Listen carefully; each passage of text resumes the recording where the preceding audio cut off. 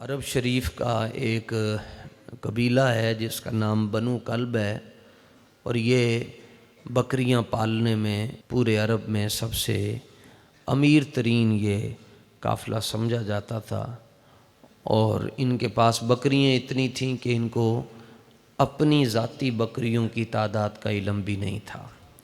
تو سرکار نے تو فرمایا کہ بکریاں نہیں بلکہ بکریوں کے وجود کے اوپر جو بال ہیں ان بالوں کی جتنی تعداد ہے یا وہ خدا جانتا ہے یا وہ مصطفیٰ جانتے ہیں۔ تو حضور نے فرمایا کہ ان بالوں کی تعداد کے برابر اللہ تعالیٰ میری امت کے گناہ گاروں کو بخش دیتا ہے۔ کچھ گناہ گار ایسے ہیں جو جس طرح فرمایا جو شرک کرتا ہے، شراب پیتا ہے، اپنے ماں باپ کا نافرمان ہے، تکبر کرتا ہے، یا حضور کی امت کے بارے میں اس کے دل میں کینہ ہے، نفرت ہے، بغض ہے، عداوت ہے، میں یہ ایسے بدبخت ہیں کہ جو اس رات بھی اللہ کی نعمت سے محروم رہتے ہیں۔ مشکات شریف میں حضرت سیدنا ابو امامہ رضی اللہ تعالیٰ عنہ سے مروی ہے کہ نبی پاک صلی اللہ تعالیٰ علیہ وآلہ وسلم نے فرمایا کہ میری امت میں میرے کچھ ایسے غلام ہیں جن کے اوپر میں رشک کرتا ہوں، فخر کرتا ہوں، وہ میرے غلام ہیں، اور اغبط اولیائی عندی، حضور نے تو فرمایا وہ میرے دوست بھی ہیں۔ دوست کا لفظ حضور نے استعمال فرمایا، اولیاء، فرمایا وہ میرے دوست بھی ہیں، لیکن میں اس کا ترجمہ یہ کر رہا ہوں کہ وہ میرے غلام ہیں۔ حضور نے فرمایا میرے امتی ہیں، ان میں میرے کچھ غلام ایسے ہیں کہ میں نبی ہو کر ان کے اوپر فخر فرماتا ہوں کہ یہ میرے غلام ہیں۔ اور بتائیں جن کے اوپر حضور فخر فرمائے، اللہ کرے ان میں کہیں ہم بھی آ جائیں۔ وہ سرکار نے فرمایا 5 طرح کے لوگ ہیں جو میرے غلام ہیں اور میں ان کے اوپر فخر فرماتا ہوں۔ دنیا میں قابل فخر وہ ہے جس کے پاس پیسہ زیادہ ہے، مال و دولت ہے، گاڑی ہے، کوٹھی ہے، بنگلہ ہے، اس کا حضور کی بارگاہ میں نام ہی نہیں ہے۔ جو حضور نے فرمایا کہ میرے غلاموں میں 5 طرح کے لوگ ایسے ہیں جن کے اوپر میں فخر فرماتا ہوں، ان میں نمبر 1 حضور نے فرمایا کہ خفیف الحاظ ذو حظ من الصلاۃ، فرمایا نمبر 1 جس کے پاس پیسے تھوڑے ہو، سجدے زیادہ ہو۔ تو سرکار نے فرمایا کہ جب روحیں پیش کی جاتی ہیں، نبیوں اور رسولوں کی ساری روحیں، تو پھر میری بھی پیش کی جاتی ہیں، تو میں فخر فرماتا ہوں کہ یہ وہ میرے غلام ہیں کہ جن کی جیب میں پیسے کم ہیں لیکن اس کے باوجود اپنے رب کو سجدہ کرتے ہیں۔ تو لہٰذا آج کے بعد نماز قضا پکا وعدہ کر کے جا۔ نمبر 2 احسن عبادت ربی و اطاعہ فی السر، دوسرا حضور نے فرمایا کہ میرے جو قابل فخر دوست ہیں، قابل فخر غلام ہیں، ان میں دوسری قسم ان کی ہے جو اپنے رب کو ہر حال میں یاد کرتے ہیں۔ ہر حال میں یاد کرنے کا مطلب کیا ہے؟ حضور نے نصیحت فرمائی، فرمایا جو بندہ خوشی کے اندر اپنے رب کو یاد رکھتا ہے، جب وہ پریشان ہوگا تو اپنے رب کو اپنے سامنے پائے گا۔ لیکن پہلے خوشی میں یاد کیا ہو نا جی، اگر خوشی میں یاد ہی نہیں کیا، اس طرح ہمارے ہاں ہوتا ہے، شادی بیاہ آ جائے، سب کچھ گیا، پھر نمازیں بھی گئیں، پھر باقی بھی جو دین کی جو معاملات ہوتے ہیں وہ انسان ان کو پس پشت رکھ دیتا ہے، حالانکہ یہی تو موقع ہوتا ہے کہ بندہ بتاتا ہے کہ میں اپنے رب کے ساتھ کتنی محبت کرتا ہوں۔ فرمایا جو بندہ خوشی میں اپنے رب کو یاد رکھتا ہے وہ غمی میں اپنے رب کو اپنے سامنے پائے گا۔ بندہ غمگین ہو، ساری دنیا چھوڑ جائے، لیکن وہ کہے کہ میں تمہارے ساتھ ہوں، تو اس کو اور کیا چاہیے؟ جناب ایوب علیہ السلام بیمار ہو گئے، لمبے عرصے تک بیمار رہے، پھر اللہ نے حکم فرمایا کہ یہ کنواں ہے، اس سے آپ غسل فرمائیں۔ اس کنویں سے آپ نے غسل فرمایا اس کے پانی سے، اور اس سے غسل کیا حضرت ایوب علیہ السلام نے۔ اب قیامت تک دنیا کا کوئی بھی مریض اس کنویں کا پانی پیتا ہے، اللہ اسے صحت عطا فرما دیتا ہے۔ جب آپ بیمار ہوئے تو پھر آپ کا مال، مویشی، غلام، وہ سارا کچھ اللہ نے کچھ عرصے کے لیے واپس لے لیا، لیکن خوشی میں اپنے رب کو یاد رکھا ہوا تھا نا۔ تو رات کا جب آخری پہر ہوتا تھا تو رب پوچھتا تھا ایوب کیا حال ہے، کیسے ہو؟ پھر آپ ٹھیک ہو گئے تو اس کے بعد آپ اکثر بیٹھے بیٹھے رو پڑتے تھے، آپ کی آنکھوں سے آنسو چھلک اٹھتے۔ تو کسی نے کہا کہ جناب رونے کی کیا وجہ، اچانک بیٹھے بیٹھے آپ رو پڑتے ہیں؟ جب آپ پھر تندرستی اللہ نے واپس دی، پھر وہ مال، مویشی، وہ سارا کچھ واپس آ گیا، جو کچھ بھی تھا وہ اللہ نے ایز اٹ از واپس عطا فرما دیا۔ تو انہوں نے پوچھا کہ آپ بیٹھے بیٹھے آنکھوں سے آنسو نکل آتے ہیں، اس کی وجہ کیا ہے؟ فرمایا سب کچھ واپس آ گیا ہے، لیکن وہ جو آواز آتی تھی وہ اب آواز نہیں آتی کہ ایوب کی حال ہے تواڈا۔ تو فرمایا جو بندہ خوشی کے اندر اپنے رب کو یاد رکھتا ہے، وہ غمی میں اپنے رب کو اپنے پاس پاتا ہے۔ یہ حضور نے فرمایا کہ نمبر 1 جس کے پاس پیسے کم ہوں، نمازیں زیادہ ہوں۔ نمبر 2 جو اپنے رب کو ہر حال میں یاد رکھنے والا ہو۔ اور نمبر 3 وَكَانَ غَامِدًا فِي النَّاسِ لَا يُشَارُ إِلَيْهِ بِالْأَصَابِعِ۔ فرمایا تیسرے میرے جو قابل فخر دوست ہیں اور قابل فخر غلام ہیں، وہ ہیں جن کو کوئی جانتا ہی نہ ہو۔ لا یشار الیہ بالاصابع، جن کی طرف انگلیوں کے ساتھ اشارے نہ کیے جاتے ہوں۔ اے ندی کیا بات ہے، اینج اے اینج اینج، دنیا اس کو نہ جانتی ہو، لیکن وہ خود جو ہے اپنے رب کو بھی جانتا ہو اور رب کے حبیب کو بھی جانتا ہو۔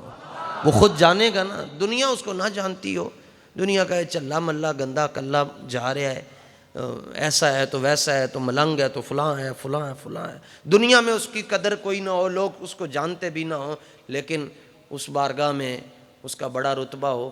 جنید بغدادی رحمۃ اللہ تعالیٰ علیہ سفر پہ تھے، کوئی ظہر یا عصر تھی، اس کا ٹائم آیا تو آپ نے دیکھا کہ ایک شخص جنگل سے لکڑیاں کاٹتا ہے اور ان لکڑیوں کو اپنی کمر کے اوپر رکھتا ہے اور شہر آ کر فروخت کرتا ہے۔ تو اس کے ساتھ جنگل میں ملاقات ہو گئی تو ساتھ نماز کا وقت آ گیا، تو آپ نے فرمایا کہ دل کردا ہے کہ اج نماز تیرے پیچھے پڑھیے، کیونکہ تینوں کوئی بھی نہیں جاندا۔ حقارت نال ویکھی نہ پھٹے کپڑے فقیراں دے، حقارت نال ویکھی نہ پھٹے کپڑے فقیراں دے، میں تکیا اے گدڑیاں وچ وی لال ہوندے نے۔ اس نے کبھی امامت کروائی نہیں تھی، لکڑیوں کے ذریعے فروخت کر کے تو اپنی زندگی کا نظام چلا رہا تھا۔ آپ نے فرمایا نہیں تیرے پیچھے ہی پڑھنی۔ انہوں نے کہا حضور اے تہاڈا ہی کام ہے۔ فرمایا نہیں میں تینوں کہہ رہا تیرے پیچھے پڑھنی ہے۔ اقامت کہہ دی، اس کو آگے کر دیا۔ او شیر نے جوں نماز نیتی قیام کر کے تے رکوع گیا، تے رکوع چ اٹھدے اٹھدے انہیں واہ ٹائم لا چھڈیا، تے پھر سجدے چ گیا، تے پہلے سجدے چ بھی بڑا ٹائم، دوسرے چ بھی بڑا ٹائم، وہ 2 مشکل نال رکعتاں پوری ہوئیاں۔ تو آپ نے سلام پھیر کے اس کو پوچھا اتنی لمبی نماز پڑھائی ہے؟ رکوع میں جب جاتے تھے اٹھنے کا نام نہیں لیتے تھے، تو وہ چونکہ اس کو جانتا کوئی بھی نہیں تھا، لیکن اس بارگاہ میں اس کا بڑا مقام تھا۔ اس نے کہا کہ میں آپ کو کہتا تھا نا میرے پیچھے نہ پڑھیں، لیکن آپ نے فرمایا کہ لمبی پڑھائی کیوں ہے؟ اس نے کہا اس لیے پڑھائی ہے کہ جب میں پہلی مرتبہ سبحان ربی العظیم کہتا ہوں، جب تک میری تسبیح کا جواب رب مجھے نہیں دیتا میں دوسری مرتبہ تسبیح پڑھتا ہی نہیں ہوں۔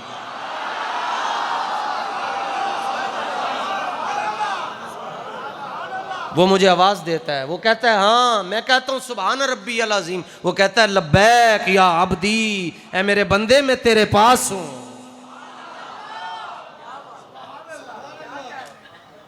تو حضور نے فرمایا کہ میرے قابل رشک جو غلام ہیں، جن کے پاس پیسے تھوڑے ہوں، نمازیں زیادہ ہوں، اور نمبر 2 جو اپنے رب کی عبادت ہر حال میں کرنے والے ہوں، نمبر 3 ان کو جانتا کوئی نہ ہو، نمبر 4 چھوڑ دیں پریشانی، یہ آپ کے لیے ہمارے لیے جملہ آ رہا ہے۔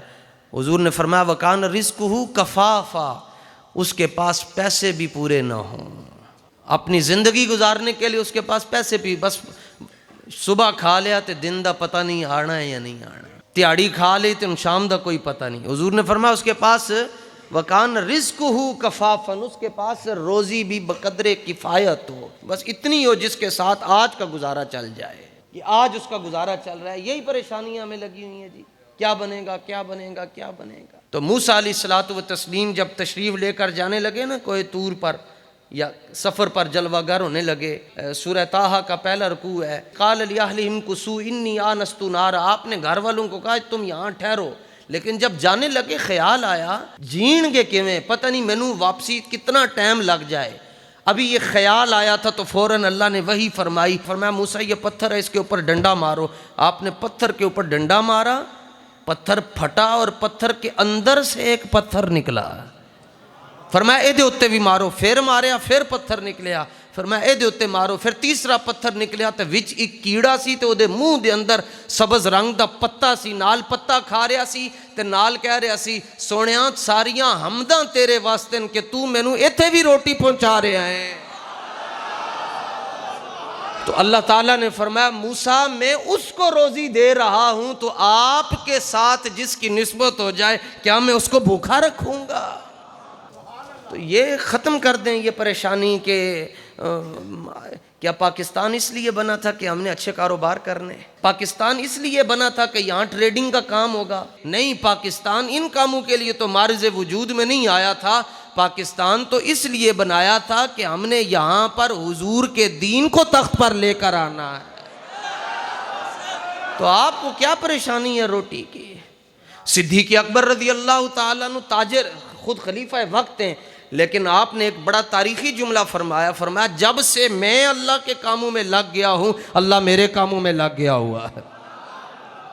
پھر نبی پاک صلی اللہ تعالیٰ علیہ وآلہ وسلم نے فرمایا یہ 4 باتیں بیان کیجی، فرمایا کہ نمازیں اور ہر حال میں اپنے رب کی عبادت کرنے والا، اور نمبر 3 اس کو لوگ جانتے بھی نہ ہوں، اور نمبر 4 رزق بھی بقدر کفایت۔ اور یہ 4 باتیں حضور نے فرمائیں، اور 4 باتیں فرمانے کے بعد سرکار نے چٹکی بجائی۔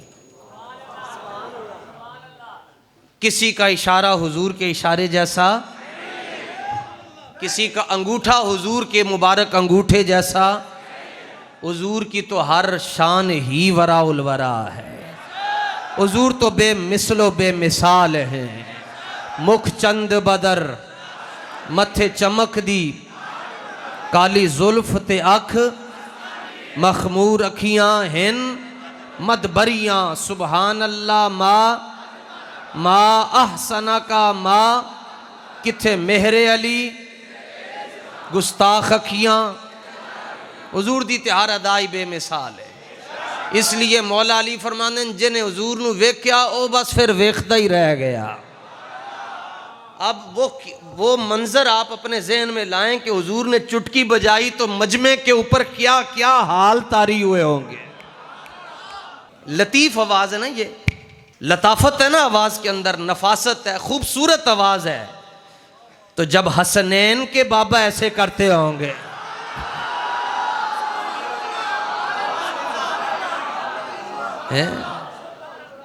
جب آمنہ کے لال نے ایسا کیا ہوگا، تو وہ صحابہ جن کے پاس پیسے نہیں ہیں، جن کے پاس مال و دولت تھوڑا ہے، تو وہ دیکھ رہے ہوں گے کہ باتیں تو ان کی ہو رہی ہیں، اب آخری کیا بات ہونے والی؟ حضور نے فرمایا 5 ہیں، تو 4 تو ذکر ہو گئے، پھر حضور نے چٹکی بجائی، اور پھر چٹکی بجا کر ارشاد فرمایا ثم نقد بیدہ فقال عجلت منیتہ قلت بواکیہ، فرمایا 5واں وہ میرا قابل فخر دوست ہے جس کو موت ایسے آ جائے، ایسے موت آ جائے۔ حضور نے فرمایا وہ میرے قابل فخر دوستوں میں ہے جس کو موت کیسے آ جائے، ایسے کر کے موت آ جائے کہ 17 کو فیض آباد کے اندر حضور کی ختم نبوت پر پہرا دے کر لاہور آئے، 2 دنوں کے بعد ایسے کر کے موت آ جائے۔ اور وہ کہے کہ جب روح میری پیراہن خاکی سے نکلی تو روزے سے آواز آئی، او دیکھو میرا فقیر آ گیا، فقیر آ گیا ایسا۔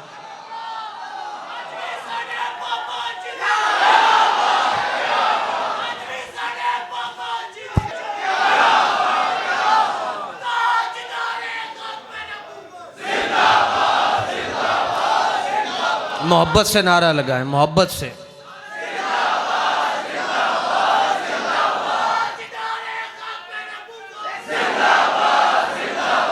زندہ باد۔ دیکھیں نا،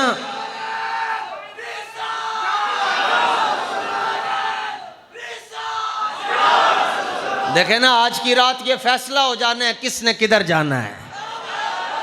یہ فیصلے ہونے والے ہیں، یہ لکھا جا رہا ہے کہ کون کس کی طرف۔ یہی تو امتحان ہے تنویر، کہ کس نے کس کو خوش کرنا ہے۔ تو یہ تو بات سرے راہ، پھر جو کسے دا عاشق ہوئے گل اسے دی کرتا۔ سرکار نے فرمایا اس کو موت ایسے آ جائے، ایسے کر کے آ جائے۔ پھر حضور نے فرمایا، پھر آگے اس کی وضاحت فرمائی، فرمایا قلۃ راسہ، فرمایا کہ وہ میرے قابل فخر دوستوں میں سے ہے، جب دنیا سے جائے تو نہ اپنی دکانیں ہوں نہ اپنی کوٹھیاں ہوں، کیونکہ پیچھے لڑائیاں ہوں گی پھر۔ تو حضور نے فرمایا یہ جو 5 طرح کے لوگ ہیں یہ میرے قابل فخر دوستوں میں سے ہیں۔ اللہ آج کی رات ہمیں ان لوگوں میں کر دے جن لوگوں کو اللہ معاف کر دیتا ہے۔ اللہ آج کی رات ہمیں حضرت غازی عباس کا واسطہ حضور کے وفاداروں میں شامل کر لے۔ حضور کی ختم نبوت کے جو پہرے دار ہیں، اللہ ان کی صف میں ہمیں کہیں کسی نکر پہ جگہ عطا فرما دے۔ اللہ تعالیٰ آپ تمام حضرات کو اپنے محبوب کی محبت کی خیرات عطا فرمائے۔